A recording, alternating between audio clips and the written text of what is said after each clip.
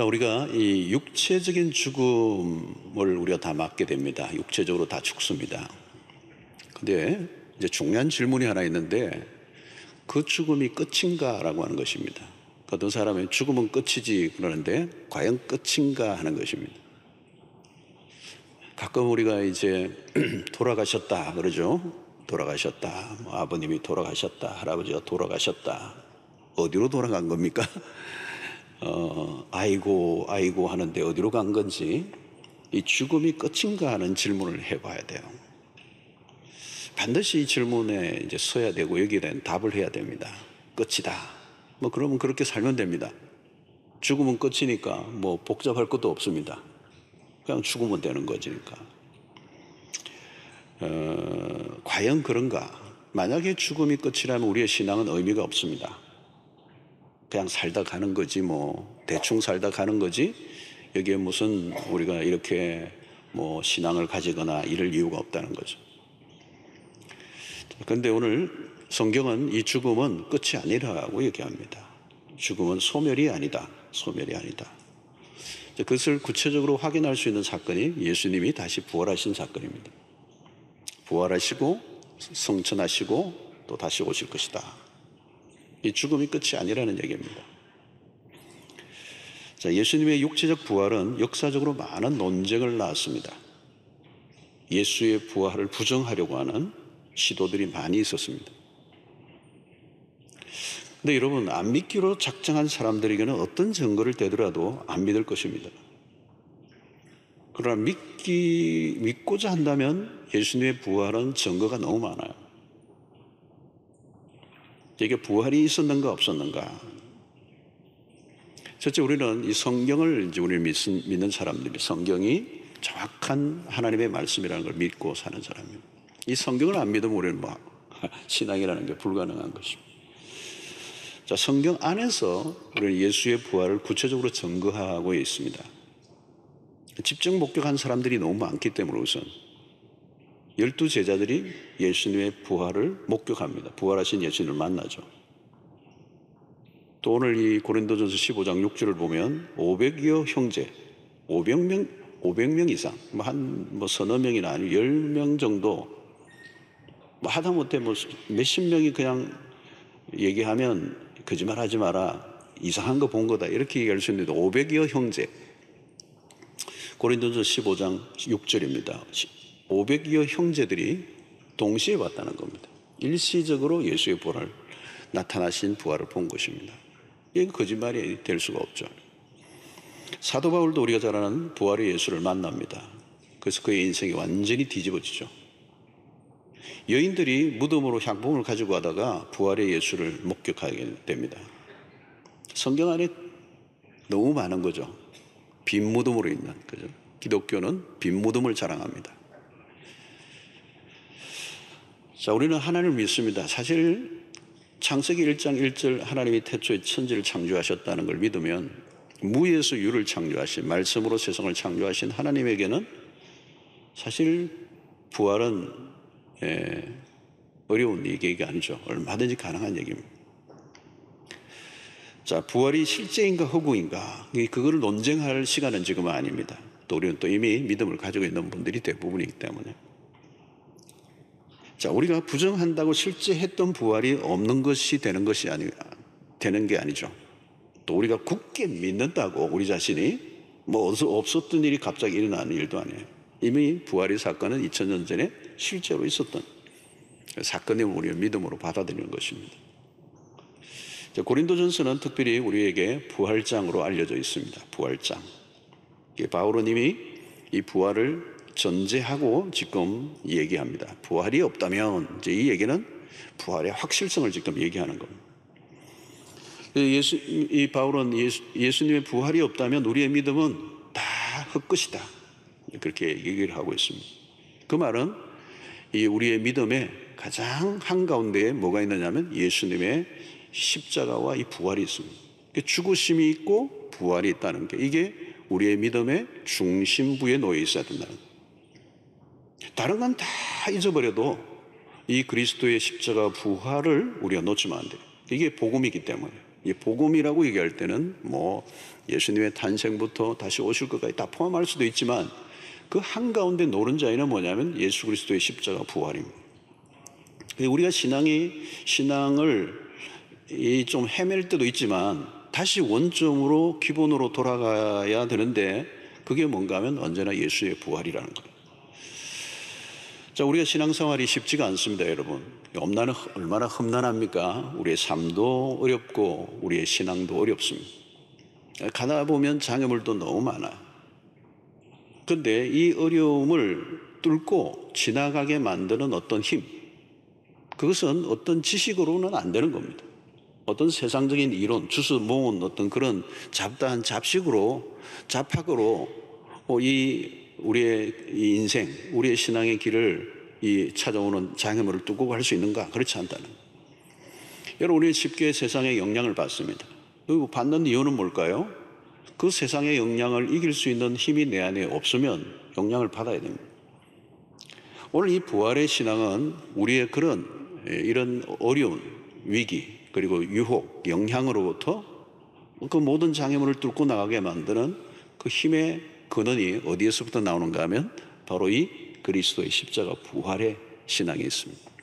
사실 우리의 기독교의 모든 절기들이 많이지만 어쩌면 가장 중요한 거, 크리스마스는 예수 안 믿는 사람들도 막 좋아하고 그러다 지나가는데, 사실은 이 부활절에는 예수 안 믿는 사람들은 별로 부활절이다 이러지 않죠. 사실은 이 부활절의 핵심이 있는 겁니다. 이 부활을 믿어야 되고 부활의 신앙을 가져야 되는데, 이 부활 신앙은 전혀 다른 세계관을 가지게 한다는 겁니다.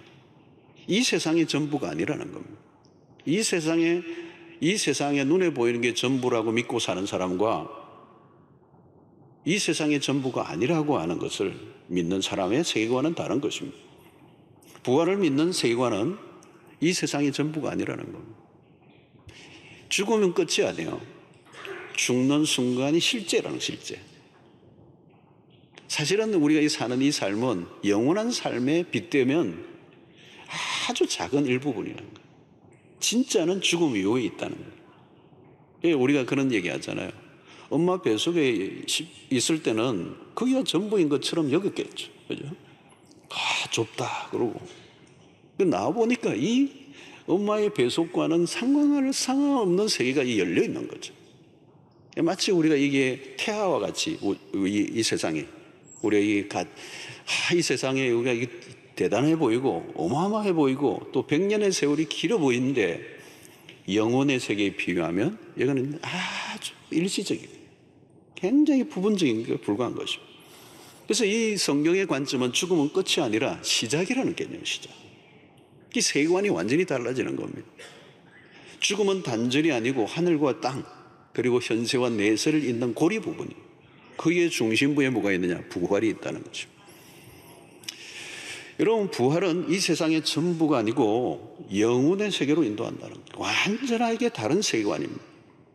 그래서 여러분, 이 부활은 우리 신앙의 모든 것을 결정하는, 그리고 우리 인생 자체를 바꾸어 놓는 핵심적인 사건입니다. 그러므로 부활절은 그냥 예수의 부활을 기념하고 지나가는 날이 아니에요. 3.1절처럼 막 유관순 누나 하면 노래 부르고 끝나는 그런 날이 아니에요. 부활의 신앙은 우리의 삶을 완전히 새롭게 하고 그 부활의 신앙으로 일상을 살아가는, 그래서 그 일상 속의 부활의 능력이 무엇인가를 실제적으로 구체적으로 경험하며 살아가는 것이 그리스도의 삶이라는 것입니다. 어떤 사람은 2000년 전에 예수께서 죽으시고 사흘 만에 다시 살아난 사건이 나와 오늘 무슨 상관이 있는가? 그 예수의 부활이 나와 무슨 상관이 있느냐? 여러분, 사람들은 암의 특효약이 개발되었다고 해도 자신과 상관이 없으면 별로 관심이 없습니다. 그리스도인들마저도 부활을 추상적으로 생각할 때가 많아요. 현재의 삶도 바쁘고 정신없는데 뭐가 미래에 죽고 난 다음을 뭘 생각할 게 있느냐, 그럴 겨를이 없다. 그저 빨리 현실에 다급한 문제로 넘어가려고 합니다. 실제로 예수님이 부활하셨을 때도 사람들은 부활에 특별한 관심을 기울이지 않았어요. 엠마로 가던 두 제자는 부활하신 예수님이 그 두 제자에게 나타나셔서 그 가는 엠마 도상에 계속해서 말씀을 해주시는데도, 성경을 풀어주시는데도 예수님인 줄 못 알아봐요. 고린도전서 15장에 500여 형제가 예수의 부활을 봤다고 그래요. 근데 목격은 했지만 그들이 무엇을 했느냐? 별로 성경이 나타나지 않아요. 사도행전 1장에 보면 120문도가 기도에 전혀 힘쓰면서 예수님의 그 말씀을 붙잡고 기도했던 그 120명 정도가 아마 500여 형제 안에 들어가 있을 것 같아요. 그런데 그 외의 사람들은 뭐를 했는지 알 길이 없습니다. 부활하신 주님이 제자들에게 나타나셨지만 베드로나 다른 제자들은 디베랴 바닷가로 물고기 잡으러 가버렸어요. 부활의 목격자들로서는 너무도 안타까운 모습입니다. 부활이 자신의 삶에 전혀 연결이 안 되는 거예요. 부활했는가 보지. 근데 여러분, 이게 어디에서 이제 터닝이 됩니까? 초대교회. 부활 사건이, 그 부활 사건에 불이 붙는 겁니다. 그 결정적인 사건이 뭐냐면 결국은 오순절의 성령 강림 사건입니다. 이 부활하신 주님이 이미 제자들에게 처음 나타나셨을 때 하신 말씀이 있습니다. 숨을 내쉬며 성령을 받으라 그러셨어요. 부활하신 주님이 제자들에게 하신 말, 숨을 내쉬며 할 때 훅 내쉬는 거잖아요. 그죠? 그 내쉬면서 성령을 받아라. 이제 그렇게 말씀을 하셨어요. 이 성령이 오순절날 임하심으로 부활 사건이 실제적으로 그들에게 불이 붙는 것, 마치 핵 분열이 일어난 것 같은 사건이 일어난 겁니다. 그냥 파이어가 일어난 거예요. 자, 그러면 왜 그런 일이 일어났는가? 성령이 어떤 분이신가를 우리가 알아야 돼요. 로마서 8장 11절을 보면 예수를 죽은 자 가운데서 살리신 이의 영이, 그래요. 이 성령입니다. 그 예수를 죽은 자 가운데서 살리신 이의 영, 그 영이 너희 안에 거하시면 그리스도 예수를 죽은 자 가운데서 살리신 이가 너희 안에 거하시는 그의 영으로 말미암아 너희 죽을 몸도 살리시리라 그랬어요. 이 성령이 누구이신가? 죽은 자를 살리는, 죽을 몸도 살리는 영이랍니다. 이 성령의 사역의 핵심은 뭐냐면 언제나 살리시는 영이에요.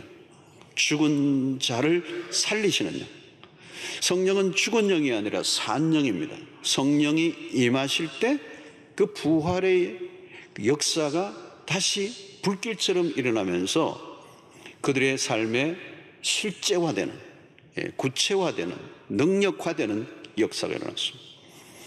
사랑하는 성도 여러분, 부활 사건이 역사적인 사건으로 끝나지 않고 그 부활이 오늘 우리의 일상으로 연결돼야 돼요. 그 부활이 오늘 우리의 일상에 재현되어져야 된다는 거예요. 초대교회 사도들이 그랬습니다. 부활신앙으로 무장한 그들은 달라졌어요. 이전에는 굉장히 비겁했고요, 옹졸했고 현실과 타협했습니다. 죽음을 두려워했어요. 여러분, 죽음의 위협이 오면 누구든지 꼬리를 내립니다. 예외가 없습니다. 죽음의 위협 앞에서 그 앞에 이렇게 버틸 사람이 없어. 근데 이들이 확연히 달라진 것입니다. 왜 그런가 하면 부활의 신앙이 그들의 중심에 딱 서 있었기 때문에. 이 부활의 일상은 이전의 삶과 전혀 다른 다른 삶의 시작이 된 것입니다. 그래서 구태의연한 종교 생활을 다 청산하는 역사가 일어난 것이죠. 자, 이런 베드로와 요한도 사도행전의 그 앞부분의 3장에서 그런 역사를 일으키죠. 보통 때는 그냥 기도하러 성전에 가고 또 돌아오고, 그게 어떤 습관적인 그런 기도 생활이었어요. 뭐 교회 갔다 왔다, 교회 왔다 갔다 한 거예요. 기도 시간에 제9시간에 성전에 올라갔는데 이 부활의 신앙으로 무장한 베드로와 요한은 달라졌어요. 그냥 습관적인 왔다 갔다함이 아니고 그 가는데 성전 미무에 앉아있는 날 때부터 일어나지 못한 자가 딱 눈에 띄는데 예수 그리스도의 이름으로 일어나 걸어라 선포하는 역사가 일어나고 그가 벌떡 일어나는 일이 일어났습니다. 근데 이게 무엇입니까? 이제 이 안에 부활의 영이 임하시고 그 부활의 역사가 자기에게뿐만 아니라 다른 사람에게도 일어나고 있는 것을 사도행전 앞부분에 보여주고 있는 것입니다. 사랑하는 성도 여러분, 오늘 우리의 신앙의 가장 중요한 것은 뭐냐면 우리가 뭘 하느냐가 아닙니다. 우리의 신앙의 핵심은 우리가 얼마나 열심히 하느냐, 또 우리에게 무슨 일이 일어났느냐, 그런 게 중요하지 않아요.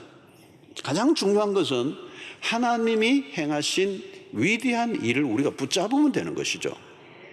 그래서 우리에게 무슨 일이 일어났는가 보다 하나님께서 무슨 일을 행하셨는가에 우리의 신앙의 모든 초점이 맞추어져야 됩니다. 어떤 사람은 뭐 내가 암에서 나았다, 기적이 일어났다, 그거 굉장히 중요한 기적이죠. 뭐 차가 뒹굴었는데 뭐 살아났다, 뭐 사업이 파산해서 뭐 그냥 기사회생을 했다, 뭐 다 좋은 감정이에요. 근데 여러분, 그런 것과 비교할 수 없는 하나님이 우리를 행하신 가장 위대한 일은 뭐냐면 바로 예수님의 십자가와 부활 사건이에요.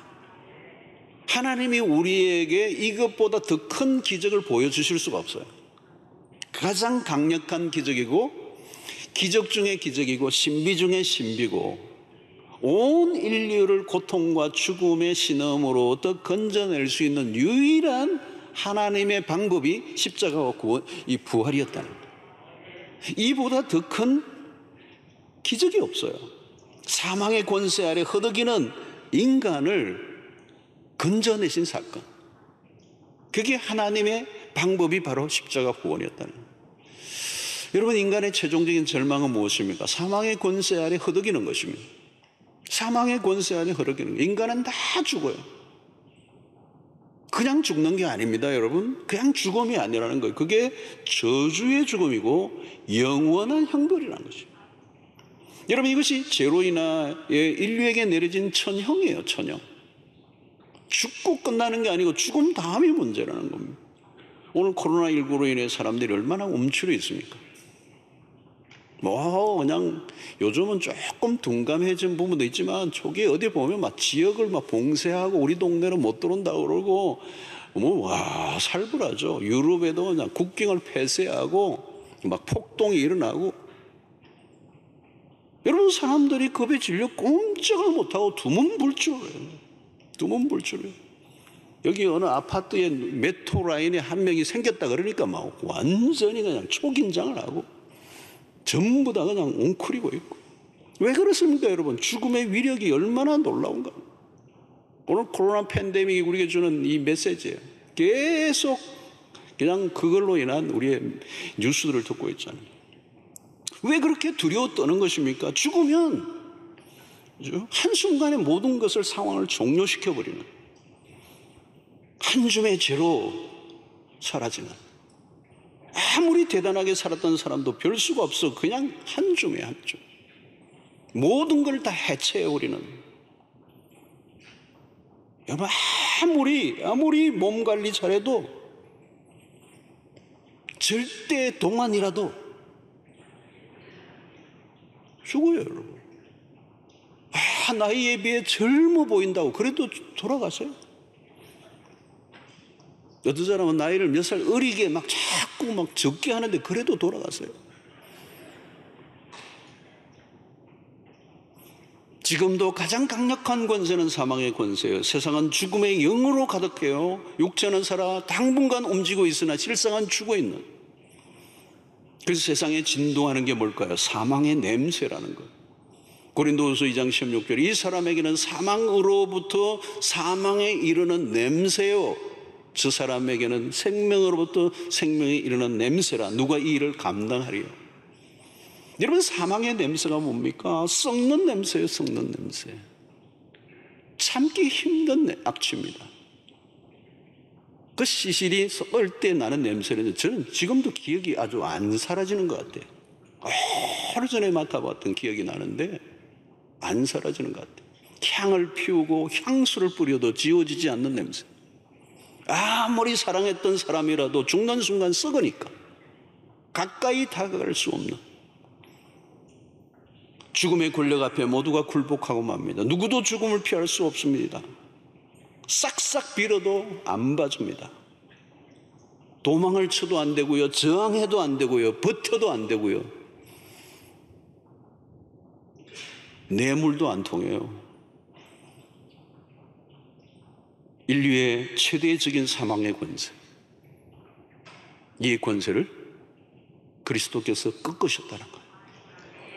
오늘 52절 53절에 보니까 나팔 소리가 나며 죽은 자들이 썩지 아니할 것으로 다시 살아나고 우리도 변화되리니,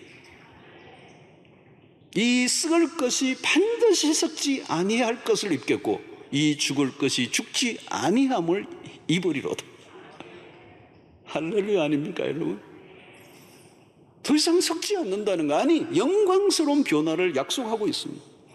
예수의 부활로 인해 우리에게 주어진 이 변화는 이제 사망이 그 권세가 꺾이고 이제 예수의 부활을 통하여 사망을 향하여 명령하고 호령하는 자세.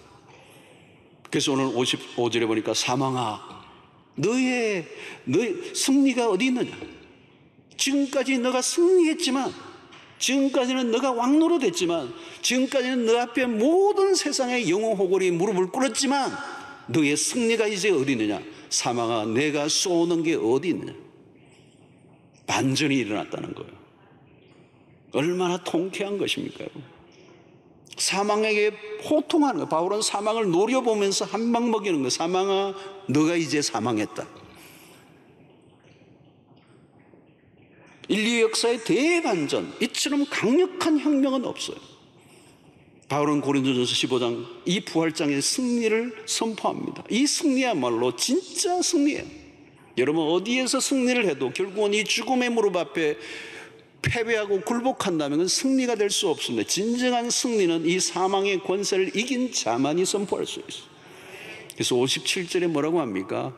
우리 주 예수 그리스도로 말미암아 우리에게 승리를 주시는 하나님께 감사하노니 그랬어요. 그러므로 여러분, 이 신약의 교회는 어떤 공동체인가? 부활의 공동체예요. 사도행전 4장 33절에 보니까 사도들이 큰 권능으로 주 예수의 부활을 정언하니 무리가 큰 은혜를 받았다.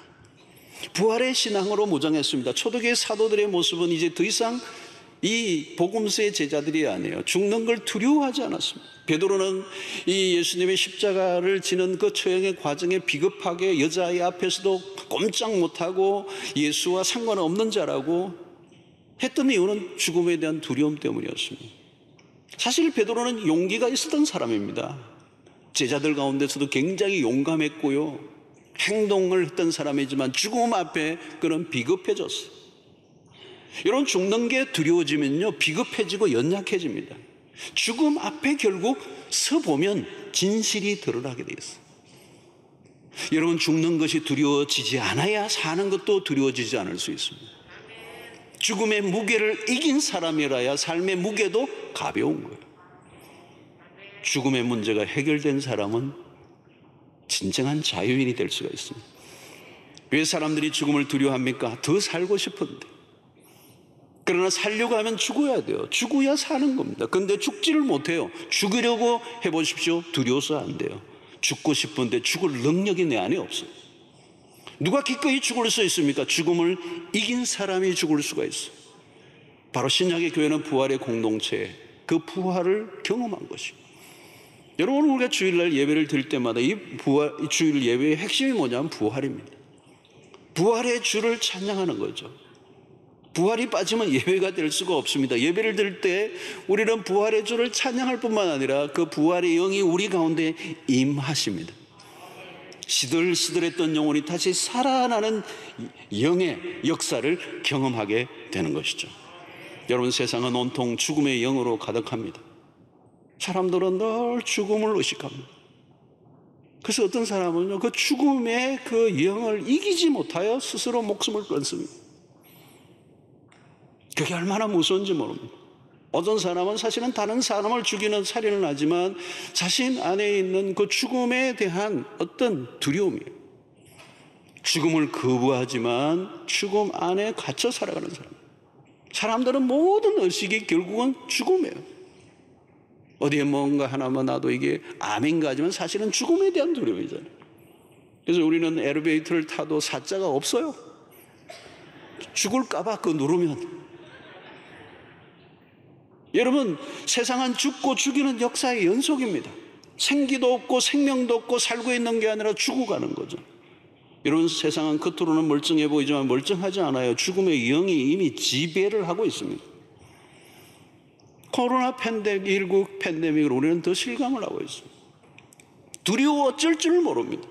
코로나 팬데믹으로 우울증이 늘어났습니다. 우울증을 호소하는 사람들이 많아졌습니다. 죽고 싶다는 감정들이 찾아옵니다. 여러분, 죽음의 영이 엄습해오면 사람들은 꼼짝 못합니다. 이성의 작동이 제대로 되지 않아요. 자기가 가지고 있는 지식, 쌓아놨던 지식이 아무 무용지물이 돼요. 자신의 그 대단했던 의지도 고장이 나버려요. 시스템의 내부 교란이 일어난 거예요. 죽이는 영인 마귀가 막 달려드는 것입니다. 그래서 파괴하고 무너뜨리고 절망하게 하고 우울하게 만드는 거예요. 사랑하는 성도 여러분, 이 부활절을 맞아 여러분들 안에 부활의 영으로 충만하시기를 축원합니다. 부활의 신앙을 가진 사람들은 생명의 언어를 사용해요. 절망적인 얘기를, 끝은 끝이 아니란 말이죠. 모두가 끝이라고 여길 때, 희망이 없다고 말할 때, 다 죽었다고 말할 때 부활의 신앙을 가지고 있는 사람들은 아니야 라고 할 수 있는 사람들이에요. 여러분, 죽은 것은 죽은 게 아니에요. 죽어도 다시 사는 이 부활의 복음을 붙잡고 있는 사람들은 생기가 넘쳐오르고 활력이 넘치고, 십자가로 인해 저주는 파멸을 맞았고 부활로 인해 사망의 권세는 힘을 잃어버리고 말았습니다. 그러므로 여러분, 이 바울은 이 부활장의 마지막 58절의 결론을 우리에게 얘기하는, 부활의 신앙을 가지고 있는 사람들은 어떻게 살아야 되느냐, 그게 58절의 말씀입니다.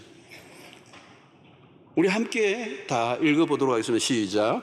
그러므로 내 사랑하는 형제들아, 견실하며 흔들리지 말고 항상 주의 일에 더욱 힘쓰는 자들이 되라.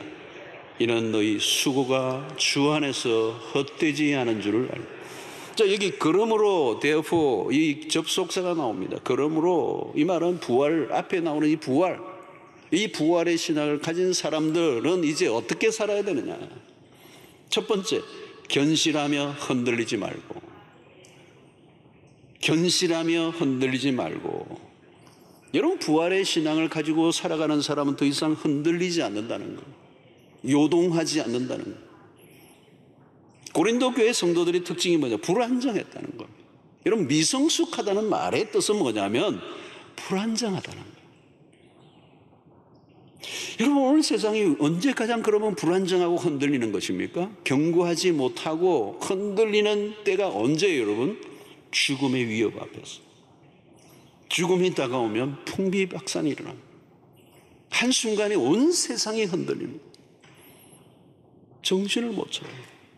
그렇게 초라할 수가 없어요. 제가 오래전입니다. 대단한 분이에요. 사회적으로 대단하고, 대단하게 살아오신 분이에요. 그냥 재벌, 하여튼 준재벌이고, 하여튼 모든 걸 가지고 모든 걸 다 엔조이하고, 자기 원하는 대로 살았고, 기고만장하고 연세 드신 분인데, 근데 이분이 암이 찾아왔어요. 그리고 죽음 앞에 섰어요. 그래서 제가 신방을 오래, 그때 다시 신방을 했는데, 아니, 그분이 이분인지 내가 상상이 안 되는 거예요.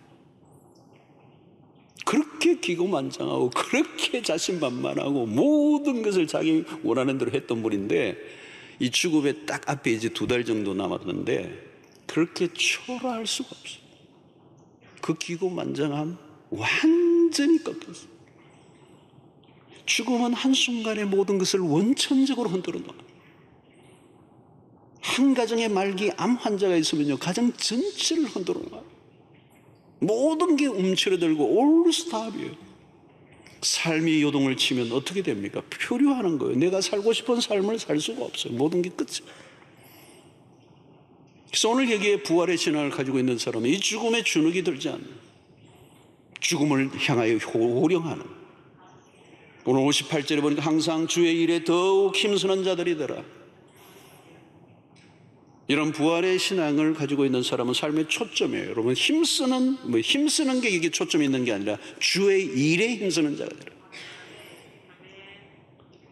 여러분, 열심히 살지 않는 사람이 어디 있습니까? 다 성실하게 살고 억측하지 살죠. 죽도록 일을 합니다. 그러나 목표가 잘못되면 열심히 할수록 후회가 찾아오는 거예요. 여러분, 방향이 바로 잡혀있지 않으면 인생 전체가 낭비가 됩니다. 부활신앙은 우리의 목표를 분명하게 해줍니다. 주의 일에 힘쓰는, 주님의 일이 뭡니까? 주님이 맡기신 일에. 중요한 것은 하나님이 인정하시는 일에 충성하는 삶. 여러분, 이 세상의 모든 것을 걸지 마십시오. 이 세상은 전부로 알고 살면 허망해집니다. 우리는 이 세상에 매몰될 때가 많습니다. 그래서 하나님의 나라를 보지 못하고 그저 이 세상에 모든 것이 있는 것처럼 그냥 살아가는 거예요. 우리는 적절한 균형감을 가져야 합니다. 영혼의 관점에서 현재를 보아야 합니다. 종말의 관점에서 지금 이곳을 바라볼 수 있어야 합니다. 의미 없는 일들이 얼마나 많습니까? 육신을 쫓고 정욕을 쫓는 일들. 우리가 자칫하면 헛된 것에 인생의 에너지를 다 쏟아버립니다. 해도 되고 안 해도 되는 일들이 얼마나 많습니까? 여러분, 시간이 무한정 있지 않습니다. 신자는 해야 할 일이 분명해야 합니다. 여러분, 우리가 해야 할 일이 분명한 게 뭘까요? 성경이 정확하게 2가지 얘기합니다. 우리가 거부할 수 없는 분명한 하나님께 주신 것은 대사명과 대계명이에요. 대사명은 복음을 전하는 일이고 대계명은 사랑하는 일이에요. 하나님을 사랑하고 이웃을 내 몸과 같이 사랑하는 것. 여러분, 우리가 무슨 일을 하든지 이 가지와 연결되어져 있어요. 대계명과 대사명에 연결되어 있어요. 불필요한 군더더기를 가급적 다 없애고 담백하게 살아가는 것. 무슨 대단한 일을 하려고 하지 않아도 됩니다. 매일 하나님이 있으라고 한 자리에서 최선을 다하는 삶을 사는 것. 하나님이 시키지도 않은, 하나님이 관심도 없는 일에 너무 열심을 낼 필요가 없습니다. 그게 부활신앙입니다, 여러분. 우리는 하나님 앞에 서는 날이 옵니다. 심판주 앞에 서는 날이 옵니다. 우리의 모든 행한 것이 명백하게 드러나는 날이 온다는 거예요. 부활의 신앙으로 초점을 맞추고 살면 분명해져요. 후회되지 않는 삶을 삽니다. 헛되지 않는 삶. 헛되지 않는 불필요한 일에 우리의 에너지를 쏟지 말라는 것입니다. 여러분, 세상의 일을 하다 보면 얼마나 빨리 지쳐버립니까? 삶을 짓누르는 거대한 힘들이 얼마나 많습니까? 열심히 달리기는 달리는데 하면 할수록 앞이 점점 희미해지고 내가 왜 일을 하는지 확신이 들지 않아요. 왜 우울해집니까? 여러분, 내가 살고 있는 삶이 흔들리고 있다는 거예요. 왜 흔들리죠? 초점이 분명하게 맞춰져 있지 않기 때문에. 이것은 근원적인 문제예요, 여러분. 무익한 것을 쫓으면 지치게 돼 있어요. 허무하게 돼 있고요. 만족이 있게 되고 우울해지고요. 여러분, 사람들이 얼마나 헛된 것을 많이 자랑합니까? 고린도 교회 안에서도 마찬가지. 자기 은사를 막 자랑하는 사람들. 파당을 만들고 유치한 싸움을 하고 봉사를 하긴 하는데 혈기와 다툼으로 하고. 여러분, 부활의 일상은 다른 것입니다. 마치 부활의 주님이 디베랴 바다에 찾아오셔서 제자들을 식탁으로 초대하시고 와서 조반을 먹으라 하셨던 것처럼 주님이 제자들을 자신의 부활의 일상으로 초대하시고 내 양을 먹이라 말씀하시고 베드로에게 삶의 목표와 방향을 가르쳐 주신 것처럼 우리가 부활의 신앙을 가지면 더 이상 헛된 삶을 살지 않고 새로운 목표, 하나님의 나라를 위한 거룩한 목표가 생기게 되고 우리의 삶에 많은 군더더기를 제거하고 초점이 맞춰진 복된 인생을 살게 된다는 거예요. 암투병을 하다가 기적적으로 살아나신 분의 자신의 삶이 바뀐 얘기를 그 책을 간증을 통해서 들었어요. 죽음의 목터까지 가고 다시 살아난 거. 그 시점을 지나고 나니까 그 죽음의 문턱까지 가다 보니까 내가 왜 이런 거 가지고 내가 이렇게 부들부들 떨었나? 내가 이런 것 가지고 내가 그렇게 분노했나? 왜 이렇게 자잘한 문제 가지고 내가 아웅다웅한 삶을 살았는가? 뭐 이런 깨달음이 많이 온 것 같아요. 그런 것들이 이제 헛된 것이라고는 깨닫고 참 그 죽음의 문턱에서 다시 살아난 거. 그러면서 이제는 그 깨달았던 것들을 다 좀 제거하고 이제 정말 자신의 삶이 암 이전과 이후가 달라졌다는 얘기를 글로 써놨어요. 사랑하는 성도 여러분, 우리는 그 정도 이상이어야 돼요. 왜냐하면 우리는 십자가를 통과하고 옛사람은 죽고 그리스도의 부활을 만난, 그래서 그 부활이 우리의 삶의 세계관을 바꾸고 삶의 태도를 바꾸고 이제 우리가 이 눈에 보이는 세상의 전부가 아니라 눈에 보이지 않는 세계가 있다는 사실을 믿음의 눈으로 바라본 사람들은 우리의 삶이 변화가 일어날 수밖에 없어요. 부활신앙은 영원한 나라에 눈을 뜬 사람들, 잠깐 있다 사라지는 것을 위해서 삶을 바치지 않는다는 거예요. 쓸데없는 우리의 인생의 모든 무게, 인생의 무게를 다 좀 떨쳐버리고 주님의 나라를 위해서 복되게 살아가는 여러분들 되시기를 주의 이름으로 축원합니다. 여러분, 부활의 신앙은 있어도 되고 없어도 되는 게 아니에요. 추상적인 게 아니고 삶의 일상으로 가져와야 된다는 거예요. 그래서 바울은 오늘 15장 19절에 이런 말씀을 해요. 만일 그리스도 안에서 우리가 바라는 것이 다만 이 세상의 삶뿐이면 모든 사람 가운데 우리가 더욱 불쌍한 자이리라 그랬어요. 그리스도 안에서 우리가 바라는 것이 만약에 이 세상의 그뿐이라면 모든 사람들 가운데 우리는 더욱더 불쌍한 사람입니다. 여러분, 우리는 그리스도 안에서 우리가 바라는 것이 이 세상의 뿐이 아니라 이 세상이 아니라 영원한 나라라고 하는 사실. 만약에 이 세상의 뿐이고 이 세상의 삶으로 모든 게 끝난다면 우리 믿음이라는 것은 아무 의미가 없는 거예요. 불쌍한 사람이라는 거예요. 불쌍한 사람이에요. 여러분, 부활이 전혀 없는, 그래서 오늘의 삶만 있다면 그것은 냉혹한 현실만 있는 거죠. 그러면 우리가 얼마나 불쌍한 사람입니까? 다만 이 생뿐이라면, 부활이 없다면 우리의 모든 것은 다 무너지고 마는 것입니다. 허무한 일인 것입니다. 영혼의 세계가 없다면 인생은 얼마나 허망한 것인가. 그러나 부활이 있다면 우리의 신앙은 결코 헛될 수 없다는 것입니다. 부활은 우리의 모든 것을 붙들어주는 복음입니다. 망하지 않습니다. 세상이 무너져도 절망하지 않을 수가 있습니다. 세상에 무슨 일이 일어나도 다시 일어날 수가 있다는 거예요. 부활을 확신한다면 우리는 이 세상에서 더 잃어버릴 게 없어요. 믿음의 길을 걸어갈 때 때로는 안타까운 일이 일어나기도 하지만, 그러나 그 어떤 것에도 낙심하지 않을 수 있게 하는 힘이 바로 이 부활의 소망이 있기 때문에. 여러분, 이 부활의 신앙을 가진 사람은 세상 사람과 경쟁하지도 않고요, 비교하지도 않아요. 가는 길이 달라요. 부활의 일상은 세상의 것들을 너무 꽉 쥐고 살지 않게 만듭니다. 여러분, 너무 꽉 쥐고 있지 마세요.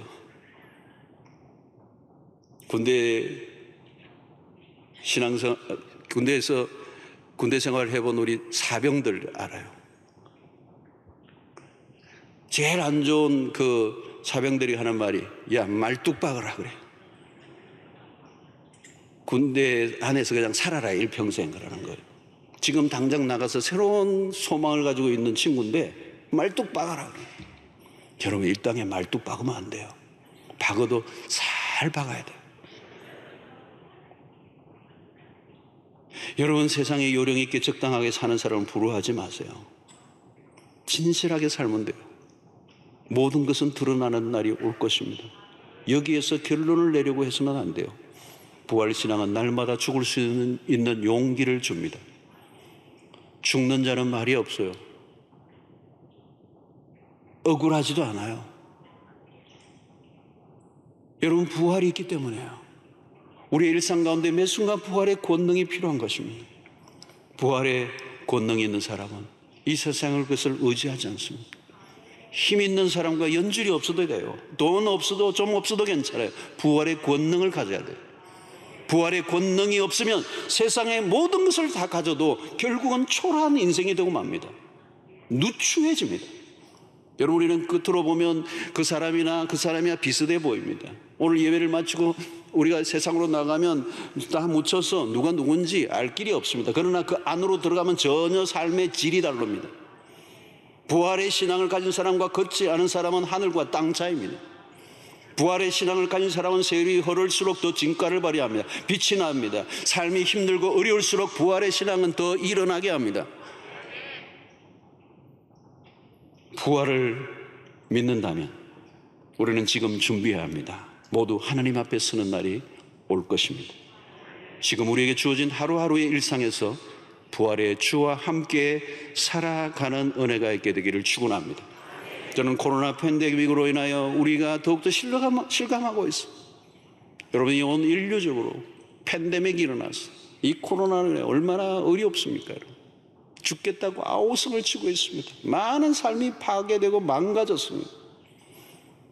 신자들의 삶도 동일합니다. 우리의 삶이 정말 힘들어졌고 어려워졌고 우리의 삶에 많은 것들이 우리를 압박하고 있습니다. 여기저기서 죽겠다고 하는 소리가 수도 없이 일어나는 이 세상 속에 우리에게 지금 가장 필요한 것은 무엇일까요? 부활 신앙입니다. 부활의 권능을 가지고 살면 이때 하나님의 백성은 더 빛이 날 줄로 믿습니다. 저는 이 시대가 우리가 복음을 전가할 수 있는 더 놀라운 하나님의 기회라고 믿어요. 믿는 사람이 뭔가 다르구나. 가장 강력한 절망의 순간에도 소망으로 가득한 삶을 살 수 있는 힘은 부활의 신앙을 가지고 있는 부활의 능력을 입은 자들의 삶이에요. 이것은 초대기 그리스도인의 삶에서 입증된 것일 뿐만 아니라 2000년의 기독교 역사 속에 끊임없이 순교의 피를 흘리고도 그 죽음 앞에 물러서지 않게 했던 힘은 이 부활의 신앙 하나밖에 없어요. 사랑하는 성도 여러분, 세상은 희망이 없어요. 누가 희망이 있다고 말해요? 세상에서 희망을 찾아볼 수, 왜? 죽음이 있기 때문에. 죽음이 가까울수록 희망은 점점 사라져가는 것입니다. 우리는 갈수록 세월이 흐르면 흐를수록 소망으로 충만해집니다. 그 사람은 쇠하지만 속사람은 날로 새로워져 가게 돼 있습니다.